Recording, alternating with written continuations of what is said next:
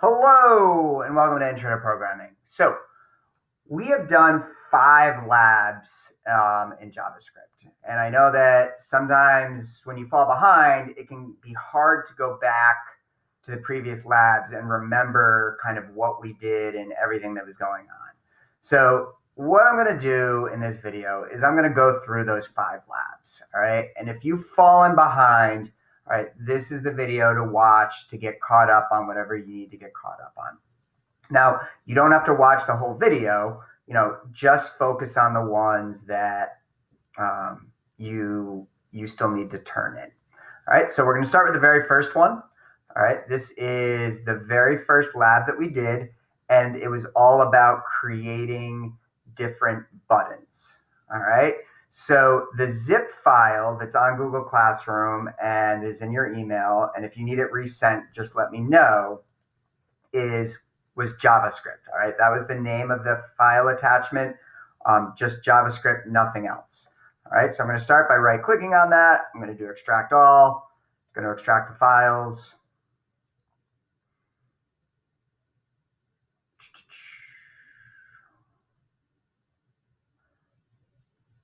All right, now there were a bunch of files in here. So if you know you have the right one, if you've got these 4 files, cute pets, demo, Java intro, the one that involves the lab is Java intro. So that's the one I'm going to right click on and choose edit with Notepad++.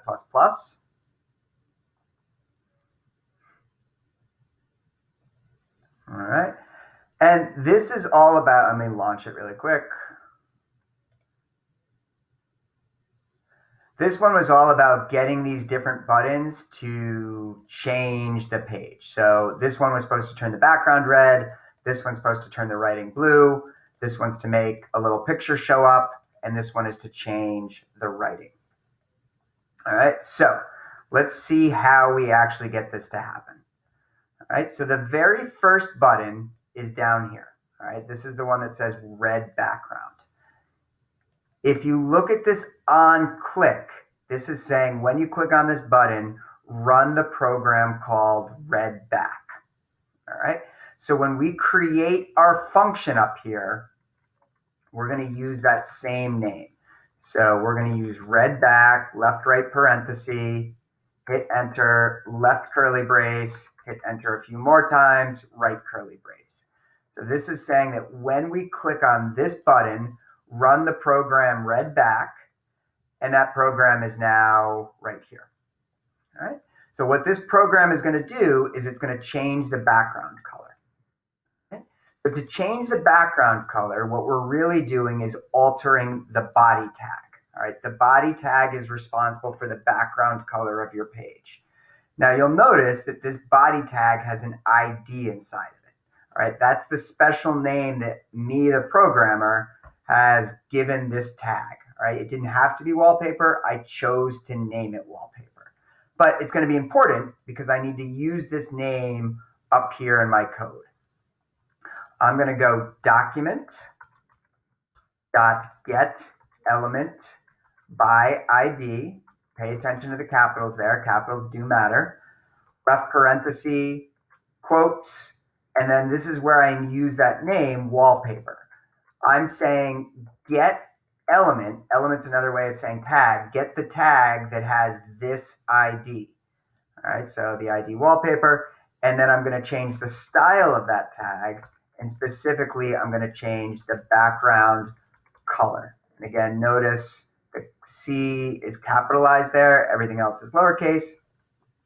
And then I'm just going to say equals red in quotes and put a semicolon. All right, that's the one with the comma at the bottom. All right, so if I save this, if I go back to my page and I refresh it, you should see that it now turns the background red. All right, so next, let's turn the writing blue. All right, if we go down to the second button, we can see that when we click on it, it runs the program called blueback. All right, so when I make my program or when I make my function, I'm going to call it function blueback. This time I want to change the writing. All right, So if I go down here, I can see that the writing is inside of this H1 tag, and this tag has the ID writing. All right, so when I use my get element by ID, here's the ID that I'm using to refer to the tag. So I'm going to go document.get element by ID writing .style .color equals blue. And then I've got a semicolon there at the end. All right, so document.get element by ID writing .style .color equals blue. And again, after each one, I'm saving and testing it to make sure that I did it correctly and there's no mistakes. All right, so you can see that that just turned it blue. If I turn it red, it's even easier to see that it's turned blue, but I've got the red background button working. I've got the blue background button working, all right? Or the blue writing button working, sorry. The next one, cute background, is a little more involved, all right? In the lab document, it says that they have to confirm that they want this to happen, all right? So we're going to use an if statement to make this happen. And there's an example of it back in our demo page, all right? I'm just going to go through it here, but there is an example of it back in the demo page, which is part of this folder. So our third button is called cute back. All right, so when we make our function, it's going to be function cute back. Got my left brace, curly brace, my right curly brace. Now, I'm not going to jump right to the document.get element by ID because it says it wants me to confirm it. So I'm going to go if, all lowercase, left parenthesis, window.confirm, left parenthesis, and inside of quotes, I'm going to say, are you sure?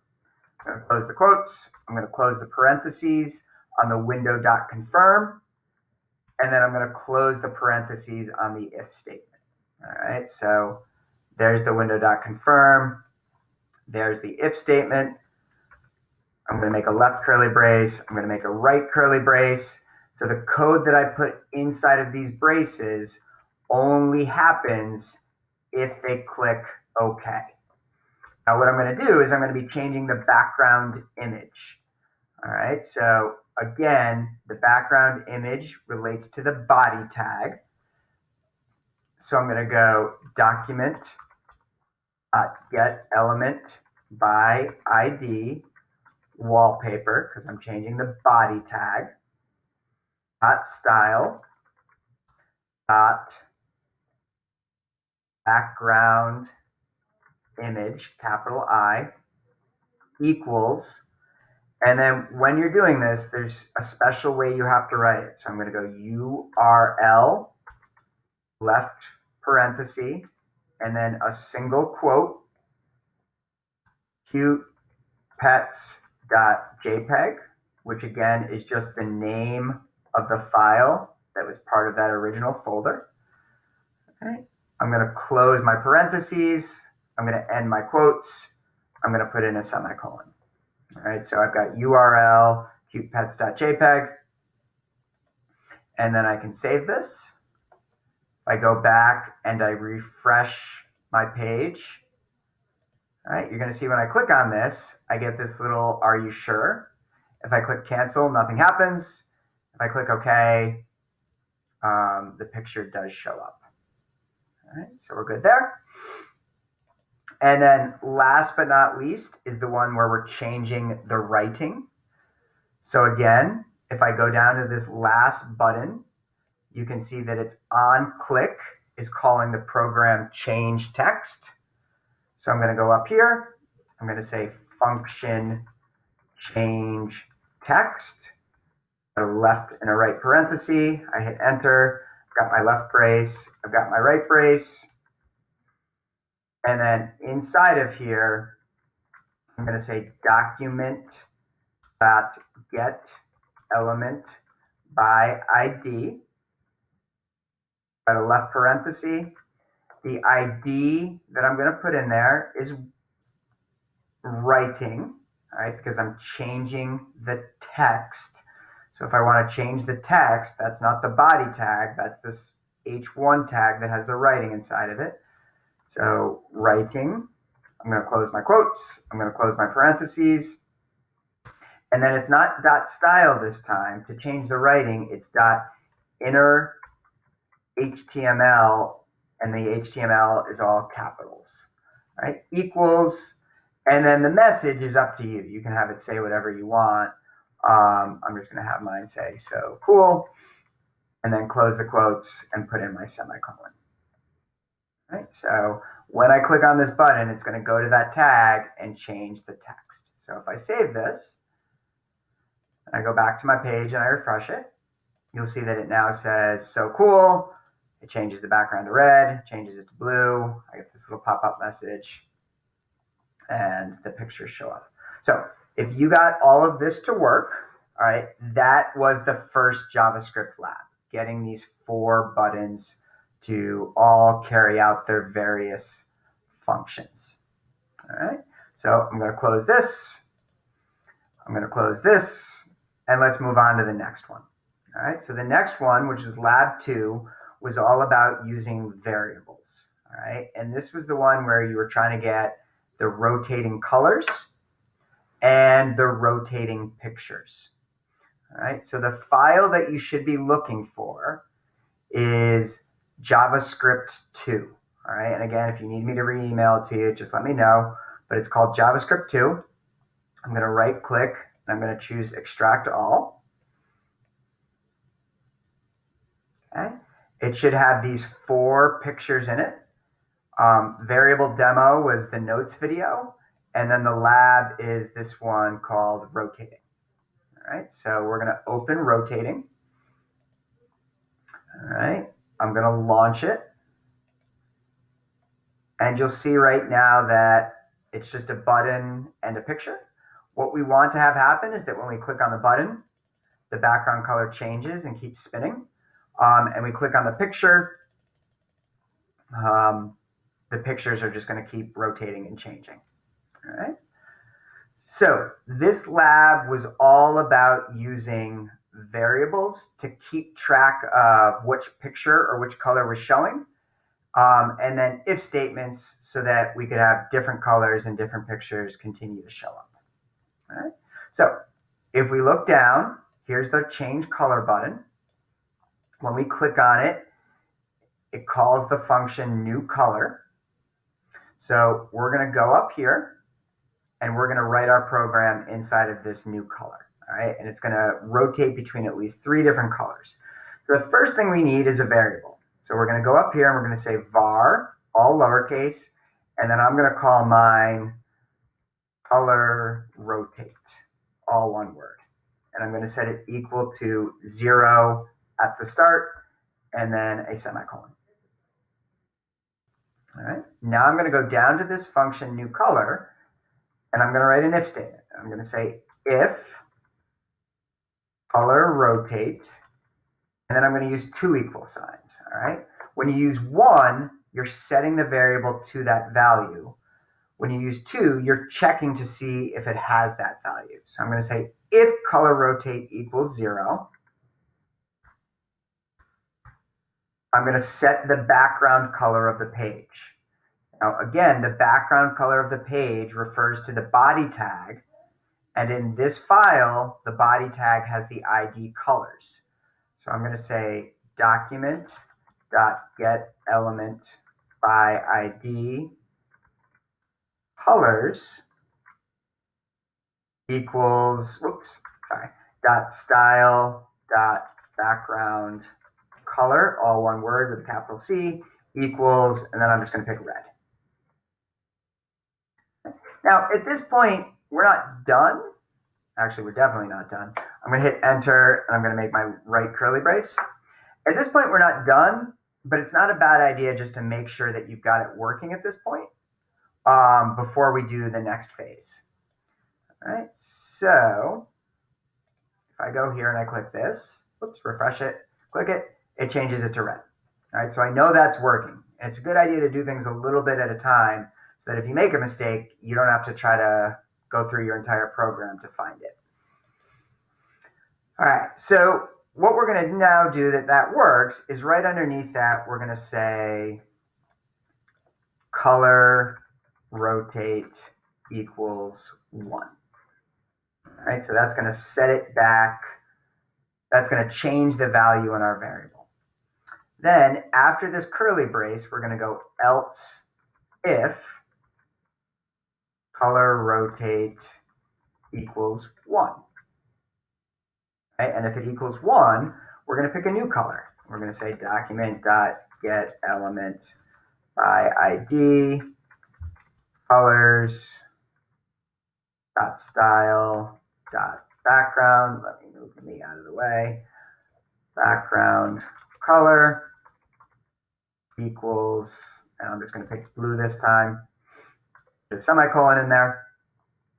So what this is saying is we're and then hold on, let me just keep going.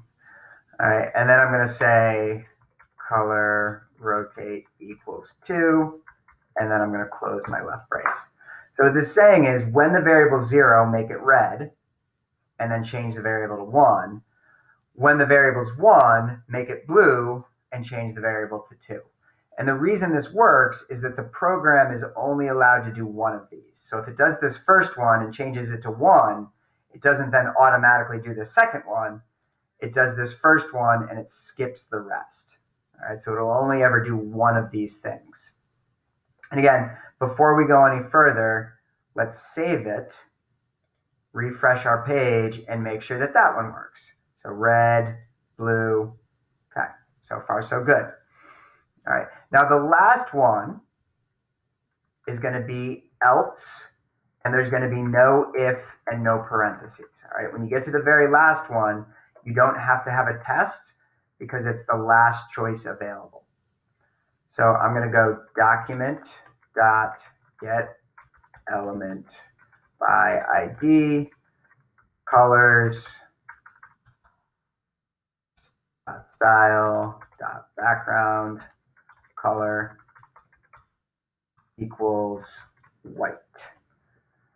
All right, so I'm changing it back to the original color, and then I'm going to change the variable not to the number 3. I'm going to change it back to 0. So the next time somebody clicks on the button, we're going to rotate back up to the top. All right, so if I refresh my page here, it starts off at white, then it goes to red, then it goes to blue, then it goes back to white. Red, blue, white, red, blue, white, and it just keeps rotating between those. So what we're going to do now is we're going to do the same thing for the pictures. All right, so when you click on the picture, it calls the function newPic. So we're going to go in here and we're going to write our program. Now, it's going to look exactly like, or very similar to this, just the insides of these are going to look a little different. So first thing we're going to do is we're going to make a new variable for our new function, and we're going to call this one pic rotate. We're going to start it off at 0. All right, and then the rest of it's going to be very similar. I'm going to say if pic rotate equals 0, left curly brace, right curly brace, and then I'm going to say document.get element by ID. Now, the ID is not going to be colors. That's our body tag. The ID is going to be this image tag that has the ID kids. So I'm going to say document.get element by ID kids. And this one is not .style, it's just .src. And I'm going to set it to the next picture, which is happy2.jpg. And then I'm going to say pic rotate equals 1. Now again, test it one at a time. So save, refresh. Okay, it changed the picture. That's good. Now let's go and write the next one. Else if pic rotate equals 1. document.getElement by ID, kids.src equals happy3.jpg, rotate equals 2. Right, again, save it, refresh the page, make sure that it's working. And it is. I just got to the third picture. Now, this one has 4, so we're going to do another else if. So I'm going to say else if pick rotate equals 2.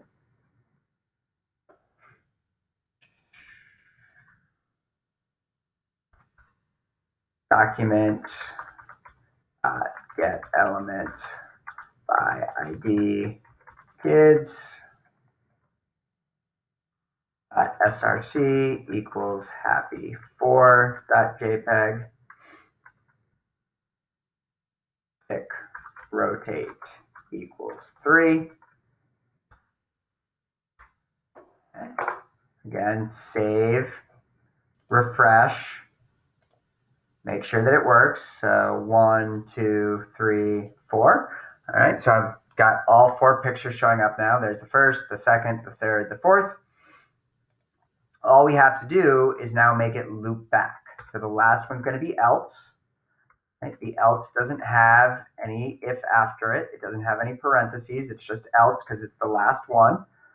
And we're going to say document.getElement by ID kids.src equals, and I'm going to go back to happy1.jpg. All right, so there it is. And I'm going to set pick rotate back to 0, which allows us to rotate back up to the top. So now if I save this and I refresh it, you'll see that as I click, the pictures change, but now they keep looping around and I get back to the original picture that I started at. Okay? So that is what's required for the second lab. All right? If you get both the colors and the pictures rotating, then you're all set for the second lab. All right, so that would bring us to lab 3. All right, and lab 3 was all about the temperature converter. All right, so it was all about writing the little program that would convert from Fahrenheit to Celsius and Celsius to Fahrenheit. All right, so as far as the zip files are concerned, the one you're looking for is called Converter Lab. All right, so check back in your email or get it from Google Classroom. Right click, extract all, click extract, and you've got Converter and Form Demo. Now, I'm actually going to open up both of these. Now I'll just open up Converter. All right, so if we look at this, we are basically making a program that's going to convert back and forth between Celsius and Fahrenheit. All right, that's kind of the plan here.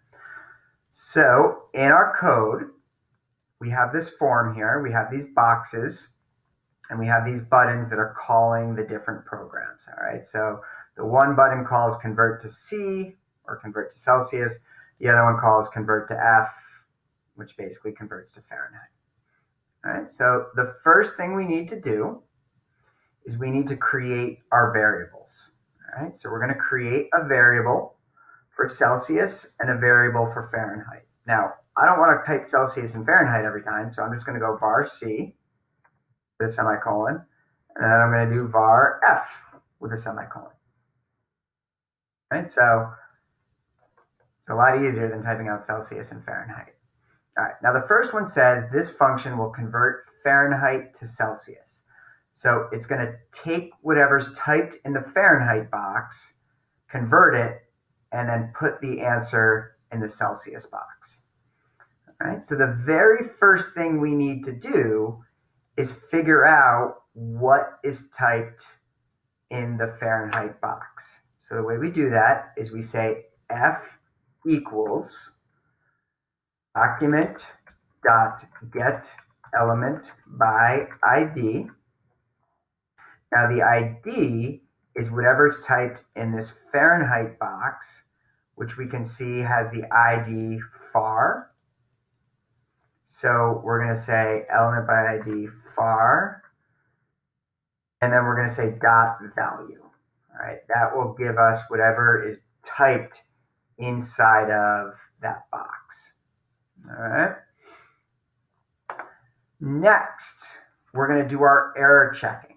All right, this is where we're going to make sure that whatever they typed in is actually a valid number. So we're going to say if f parenthesis f dot trim with a left and right parenthesis. And trim gets rid of any extra spaces, so it cuts out any spaces. We're going to say if that double equal sign, which is how we check to see if something equals, and then we're just going to do two quotes right next to each other. Right? And this is another way of saying, is the variable empty? Right? Did they leave the box blank? So we're saying if f.trim is empty, and then we're going to do or, which is two vertical lines. And to get the vertical lines, it's shift, and then it's right above the enter key. But we're going to get two vertical lines, or we're going to do another JavaScript function called not a number. So we're going to go is NaN, which stands for not a number. Go again, notice the capitalization there. And then we're going to put f inside of that. All right, so that's going to check to see whether or not f is actually a number. All right. Then we can close the parentheses on our if. We can do a left curly brace. We're going to put in an error message, say window.alert. Please enter a valid value. We're going to close our parentheses, put a semicolon, and then close our curly braces. So at this point, let's just check to make sure this is working. So if I save this, and I go back to my thing here. So if I try to hit the convert to Celsius button and I leave it blank, it's going to say, please enter a valid value. Great. If I type in apple, which is not a number, it's going to say, please enter a valid value. Now, if I type in a number, nothing should happen because I haven't written the code for it yet. All right, and nothing happens. So that's a good sign. All right, now let's go back and write the code. So this is our error check. If neither of those are true, then we can actually do the conversion. So I can say else, left curly brace, right curly brace, and then inside here, I'm going to do the actual conversion. So to do the actual conversion, I need to get the formula, which is back in the lab document. So the formula to convert to Celsius is F minus 32 times 5/9. So I'm going to say C equals F minus 32 times 5/9. Right, so that's me actually doing the calculation. And I've got my semicolon there at the end. Now that I've done the calculation, I have to output my result to the screen. So I'm going to go document.get element by ID. And I'm not going to use the Fahrenheit box. I'm going to use the Celsius box, which has the ID cell. So I'm going to go cell.value equals C, right? Because on this line, I did the calculation and stored the answer in C. Now I'm saying, take that box on the web page and stick C inside of it. This is taking C and putting it inside of the box, right? When you do these equal signs, it's taking whatever's in the right and putting it into the left. So this is taking C, which is on the right-hand side, and putting it into the left, which is the actual box on the screen.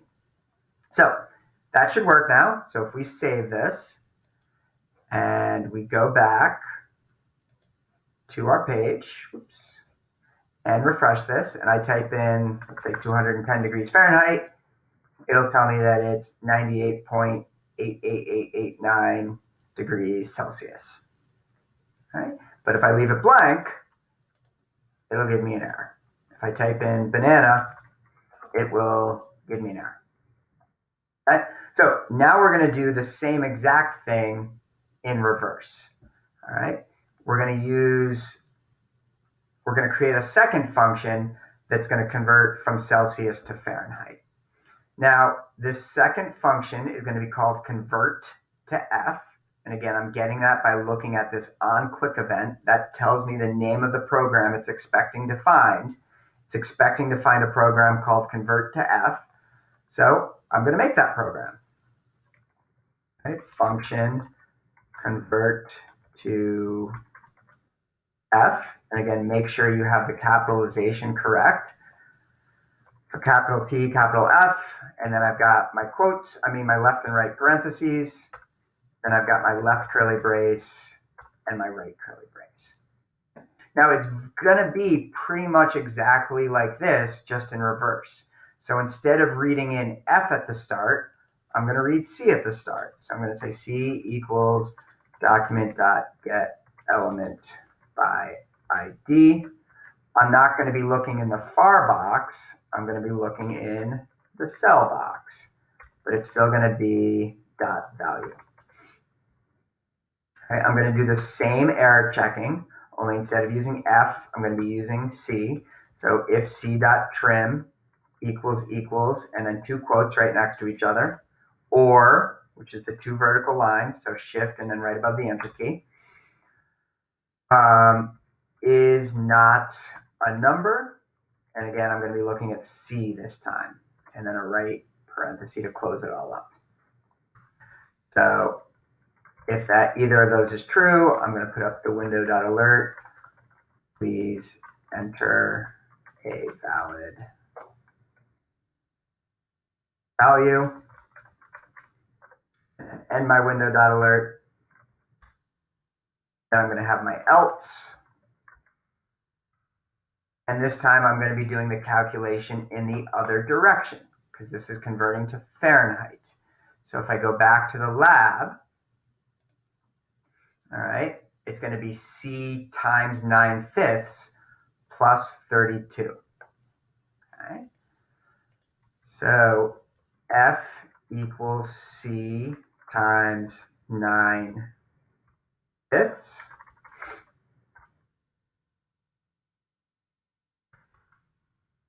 plus 32.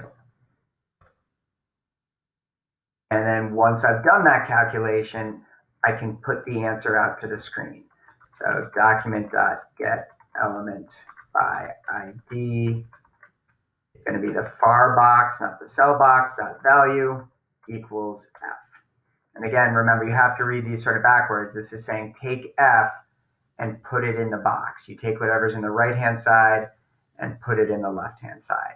So that's why it's doing this calculation and storing it in F. It's taking F and it's storing it down in the page. All right, but once I have all of that typed in, I should have a working converter. All right, so if I save this and I go back and I refresh it, all right, if I leave the Celsius box blank now, it gives me the error message. If I type in Apple, it gives me the error message. If I type in 100 degrees Celsius, it tells me that it's 212 degrees Fahrenheit. All right, so you can see that it's now working in both directions. I can click either button and it'll do the conversion for me, and both of them have the error checking in place. So again, this is what you need to have working. This is the final product for the converter lab. All right, so if you weren't able to get any of this, go back, make sure that yours matches mine. Right, you got to pay attention to capitalization, equal signs, quotes, curly braces. All of it has to be exact if you want it to function correctly. All right, cool. So that brings us to the end of that lab. All right, so That now means we're to the for loops lab. All right. So this lab was about creating four for loops that started at different points and finished at different points. I'm not going to go through the challenge problems because those are bonuses, but I will go through the four basic ones that you need to have to get credit for the lab. All right, let's take a look at what we've got here. All right. First things first, the zip file is called for loops. So you're going to want to right click on that, choose extract all, extract it out. There's two files in here, for loops and for puzzle. You want for puzzle. So I'm going to right click and choose edit with Notepad++. All right. And the very first thing we're going to be doing is creating a loop variable. All right. This is the variable that's going to count through and keep count as we set up our loops. So a lot of times in programming, this loop variable is I. All right. It doesn't have to be I, but it's very common to see the for loop being used as the letter I. It's kind of short for index. All right. So the very first one it asks for is a for loop that starts at 30 and stops at 50. All right. So we're going to go down here underneath problem 1, and we're going to say for left parenthesis I equals 30 semicolon. That's our starting point. Now it says it wants to stop at 50. So there's two ways we could do this. We could either write I less than 51. That'll work. Or you can write I less than or equal to 50. That will work as well. And then I've got my semicolon. And then I want it to go up by 1. So I can either write that as I++, or I can write that as I equals I plus 1. All right, both will do the same thing. All right, both are correct. But notice, no matter which one I do, there's no semicolon after that last part. Okay. I'm going to hit enter, and I'm going to make my left curly brace and my right curly brace. And then inside of here, we're going to put the code that actually prints those numbers to the screen. So that's document.write. And then it's going to be I, which is our variable, plus, because we're concatenating a string, and then quotes, spacebar, quotes, and then close your parentheses. All right, so that's just so the numbers aren't all scrunched together. And if I hit save and launch this page, I haven't launched it yet, you're going to see that it goes from 30 to 50. All right, just like it said. All right, the next one wants us to start at 20 and go down to 0. All right, so I'm going to go down here to problem 2. I don't need to make a new loop variable. I can keep using I. All right, once I've created it up at the top, I can keep using it. So this one, I'm going to say for I equals 20. And where this one, it stopped when I was no longer less than or equal to 50, we're counting in reverse this time. So instead of doing less than or equal, I'm going to say keep going as long as I is greater than or equal to 0. All right, so most of the times when you're counting up, you're going to be doing less thans for this middle test because you want to keep going as long as the value is less than the number. When you're counting down, you're usually going to be greater than, because you're going to keep the loop running as long as I is greater than 0. And then again, for this last part, I could either write I equals I minus 1, or I could write I minus minus. Both of those will work.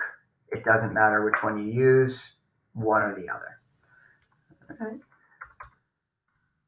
And then the inside part is exactly the same. So document.write, I plus quotes, space, quotes, close parentheses, semicolon. Same exact thing as before. So this is starting at 20. It keeps going as long as I is greater than or equal to 0. I gets 1 smaller each time. So if I save this and test it out,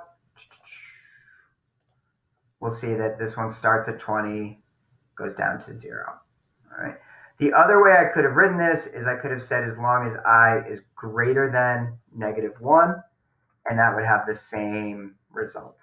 All right. I think greater than equal makes more sense intuitively, but either of those will work fine.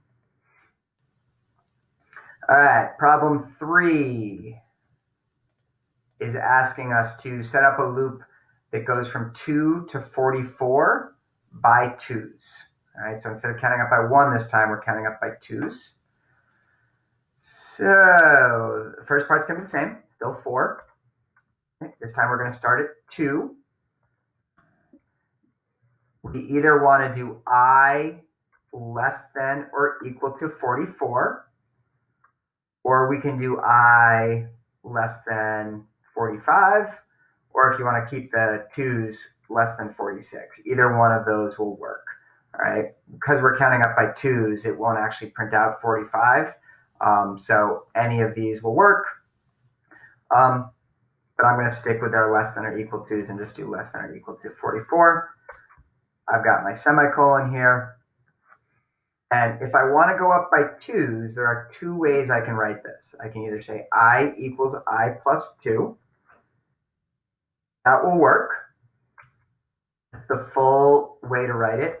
The shortcut way to write it is I plus equals 2. Right, that means the same exact thing as I equals I plus 2. It's up to you which way you want to write it. Both of those will work. Right. Left brace, right brace, inside is exactly the same. Right. I plus, oops.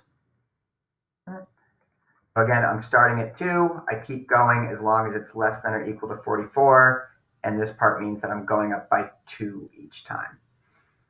Okay, so if I save this and I refresh it, you'll see that I did start at 2. I did stop at 44, just like I wanted to. All right. Last but not least, we're going to start at 50 and stop at negative 50, going down by 5's. All right, so I've got my 4. It said that I want to start at 50, so I equals 50. I want to keep going as long as we're greater than or equal to negative 50. So notice that when we're counting down, I flip it. It's no longer less than. It's as long as I is greater than or equal to negative 50. And then I need I to go down by 5. So I could write this as I minus equals 5. That would keep subtracting 5 over and over again. But I'm just going to write this one out the long way and say I equals I minus 5. Again, notice no semicolon after that last part there. And then the middle part, or the loop body, is technically we call this the loop body, is exactly the same. Document.write, I plus quote space, close the parentheses. Right, so this is going to start at 50, keep going as long as it's greater than or equal to negative 50, and go down by 5 each time. So if I save this, and I go and I refresh my page, all right, you're going to see that I've started at 50, and I've gone down to negative 50. All right, so that completes the required part of the for loops lab. All right, these challenge problems are not required. They're bonus. If you try to complete them, great, but you don't have to complete them. All right, so that brings us to the last JavaScript lab that you are responsible for. All right, this is the while loop lab. All right, so we're going to go through this while loop lab and see how it all works. All right. So basically, we're going to be updating the Dragon game, and it walks us through a series of things that we have to update. All right, so first things first, let's get the files actually open. So we've got while loops right here. All right, I'm going to right click. I'm going to choose extract all. I'm going to click extract. All right, that gives me the files that I need. All right, this one right here was just the demo. The one that you need to have open is Dragon Game. Right click, edit with Notepad++, and that's going to bring it up. All right, so there's a lot going on in here. I'm not going to walk through everything that's going on here. If you want to have the walkthrough of everything that's going on in here, that's what the notes video is for. All right, so in the notes video, I go through and explain this entire program. So hopefully you were in class when I did it live, but if not, you can always go back and watch that video and get the complete explanation for everything that's inside of here. I'm just focusing on the lab and what needs to be done for that. Okay. So the first requirement of the lab says losing can be pretty depressing. Let's give the user the opportunity to play again when they fail to defeat the dragon. You're going to need to use window.confirm and an if statement to make this happen. All right, so this first part is going to be down here on line like 88 to 89 frame, where it says the dragon burninates you, your toast, change picture to dragonfire, end the loop. All right, this is the point of the game where you actually lose. All right, so this is the point of the game where we're going to ask them if they want to play again.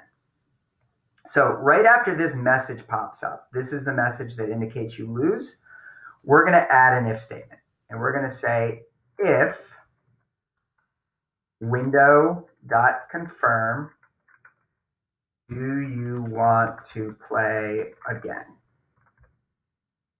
We're going to close our quotes.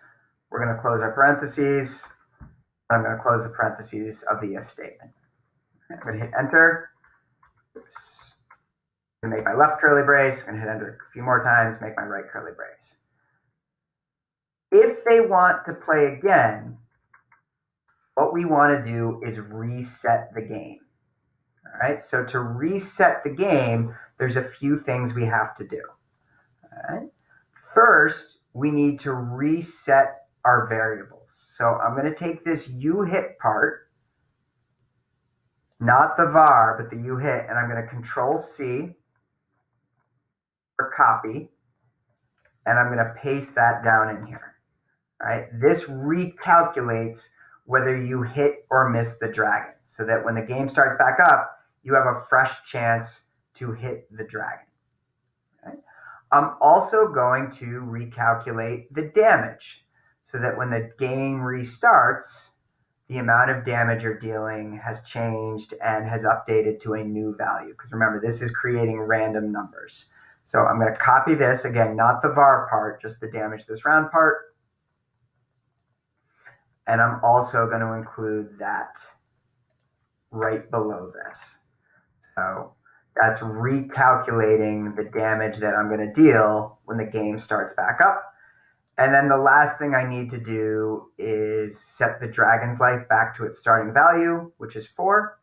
So I'm going to take dragon life equals 4 and put that down here as well. All right, so that says that if they click yes, they want to play again, we're going to recalculate all of this stuff. All right, so all of those will be reset, and it'll be like the game is brand new. If they say no, that's when I want the picture to show up, and that's when I want the game to end. So what I'm going to do is I'm going to add else, hit enter, put in a left brace, and then I'm just going to tab this stuff over so that it's indented inside of my else. I'm going to hit enter after this last slaying equals false and do my closing brace. All right, so notice here that I added this if window.confirm, do you want to play again?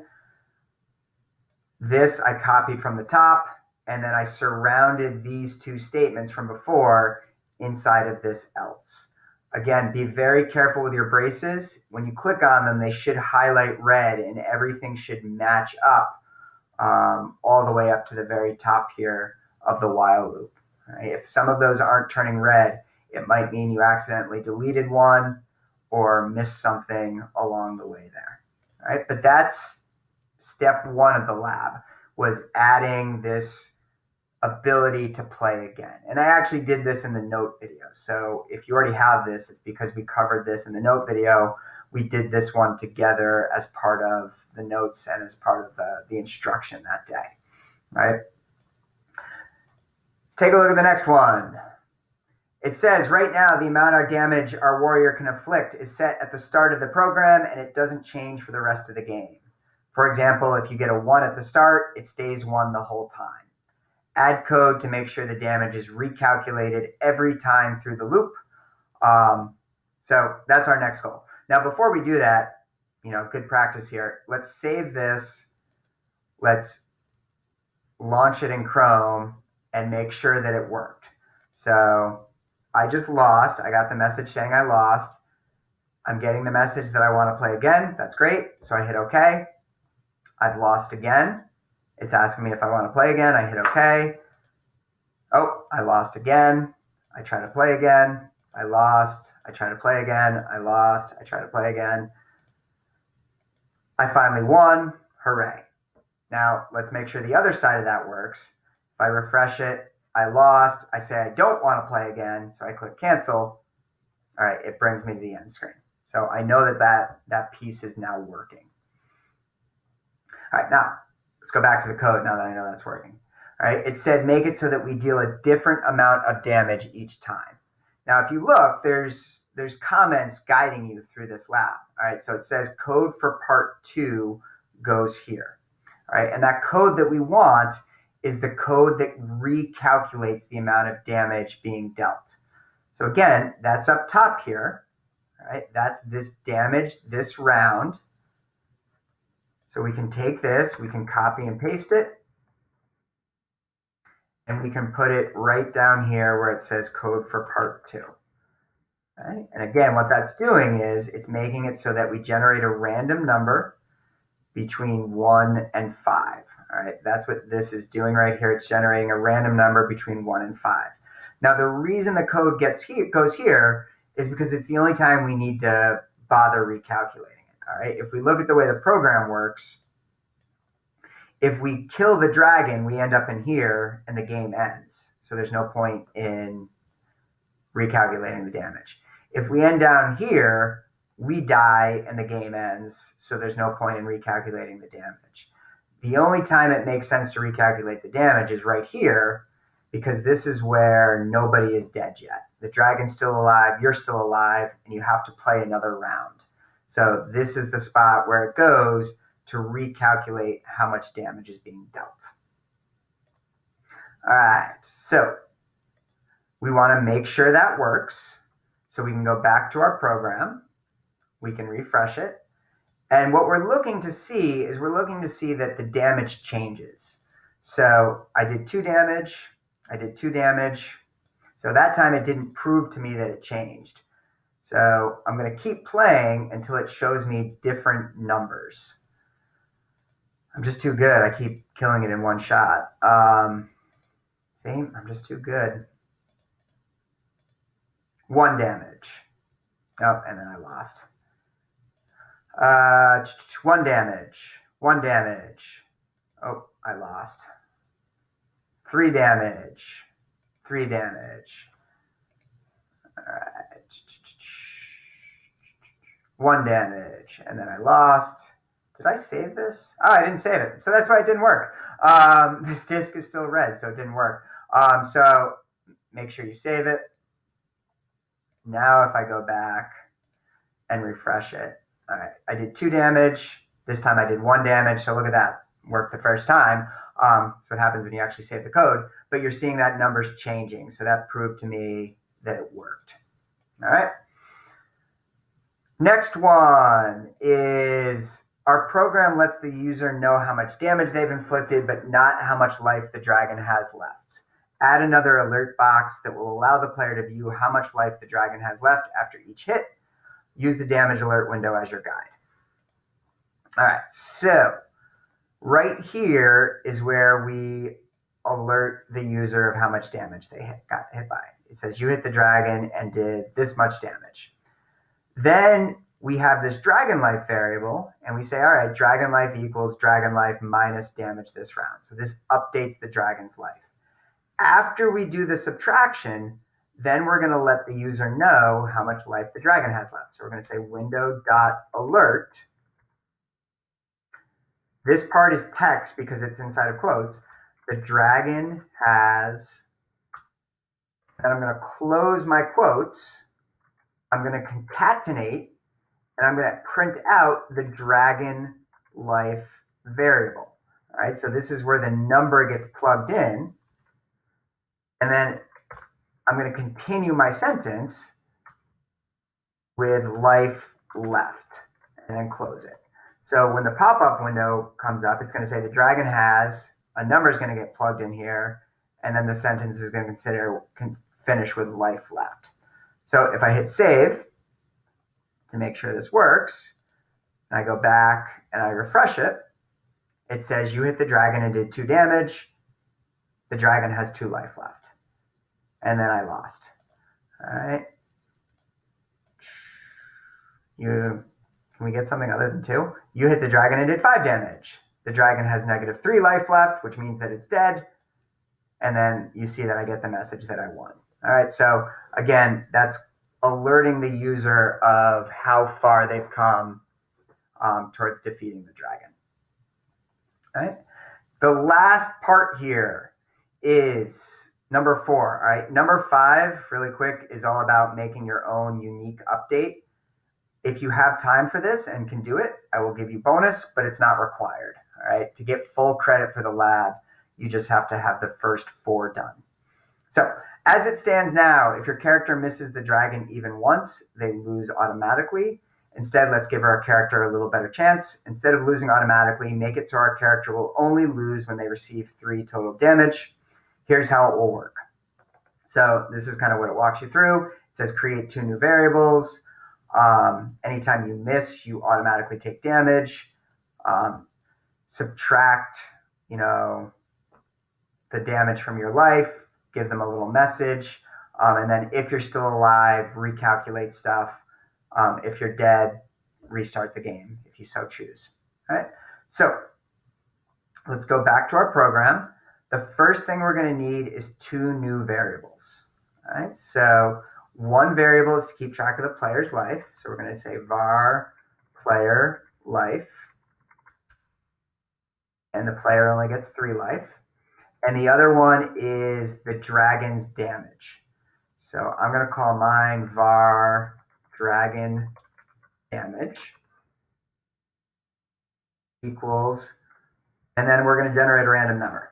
Math.floor, which means to always round down, and then math.random, which is going to generate a random number between 0 and 1.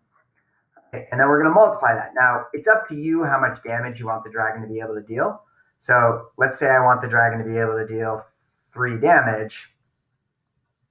Anywhere from 1 to 3 damage, I can go times 3 plus 1, and that will generate random numbers between 1, 2, and 3. All right, so these are my 2 new variables, player life and dragon damage. Now I'm going to actually put them to use. All right, so I'm going to go down here. This is all about me hitting. The else is when the dragon hits. So this is when I start getting hit. So I'm going to say, this is where I'm going to need to write my code. I'm not going to say anything right now. This is just where I'm going to write my code. All right, so this is where I get hit. All right, the dragon is different. You don't have to test to see if the dragon hits. The way the game works is if you hit, great.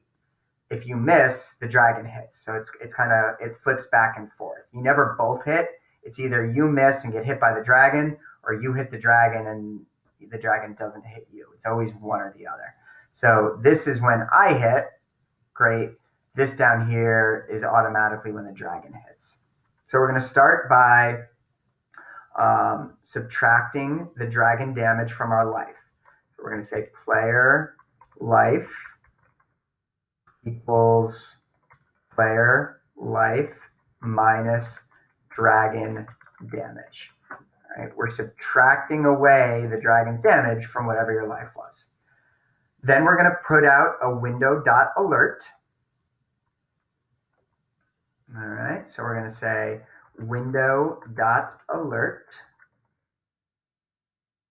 The dragon hit you and did, and then we're going to concatenate the dragon damage variable. Dragon damage. Now, again, remember, this is just going to be a number. I have to continue my sentence. So the dragon hit you and did damage. and that number will get plugged in. And then you're not required to, but I'm going to put in a second alert that says how much life you have left. You have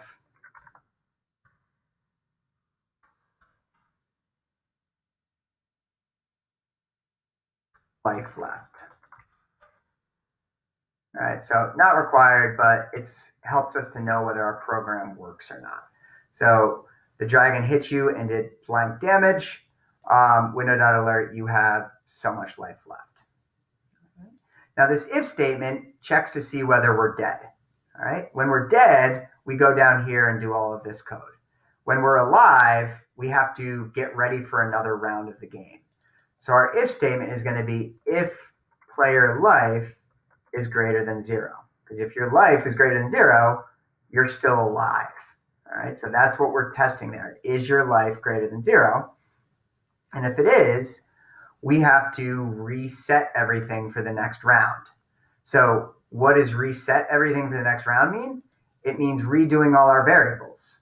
So I can take this U hit from right here and say, all right, now reset the U hit. If I want my damage to change, I can say, all right, let me take this and recalculate my damage. If I want to know the new dragon's damage, I can take this right here, dragon damage, and copy and paste that in there. So it recalculates all of the variables that determine what happens in the game. This determines who hits, either me or the dragon. This determines how much damage each of us is going to deal. So this, changes them so that they're different each time. All right. So if I'm still alive, I need to recalculate all of these pieces here. All right. Otherwise, I'm dead, and all of this code happens down here. Now, if I'm dead, I do have to add some new stuff to my if I'm dead section, all right, because I have 2 new variables. So when I'm resetting the game, I now need to reset player life back to 3 so that the player's life gets reset at the start of the game, and I need to recalculate the dragon damage. So I'm going to take this and put that in there. All right, so when I restart the game, I recalculate all 5 of these. When I just want to go for another round, I only have to recalculate these 3. So you hit damage this round, dragon damage. And again, you're not required to, but you could take this dragon damage and put it up here when you're still alive. So we've got kind of 2 situations here. There's the situation where the dragon's still alive and we recalculate everything. And then there's the situation where you're still alive and we recalculate everything. All right. But if you get all of this working, all right, and again, a lot of it you can just copy and paste, then that's all you need to have for this lab. All right. You need to have these different alert messages. You need to change this if statement. You need to have these in there. You need to be taking away the damage. You needed to add this right here. You needed to add the alert window. You had to create these variables. But once you have that, if you launch this or refresh the page, what you should see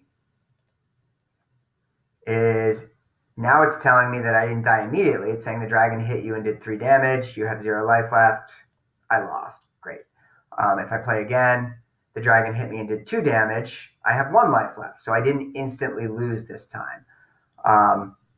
But then it killed me the next time. But you'll see that you can keep playing, and sometimes the dragon hits you. Sometimes, so there, the dragon hit me. I didn't die. I got to hit the dragon back, and I was able to kill the dragon. All right, so it makes it go, back and forth a little more instead of just instantly dying one way or another. All right, so this concludes this video. All right, it gives you kind of an explanation for all of the labs. So really at this point, if you choose not to turn some of them in, you really have no one to blame but yourself, because this video does kind of show you every single thing that you need to do for these. All right. So I hope this was helpful. Have a great day, and make sure you get those back labs in. All right. Talk to you later. Bye.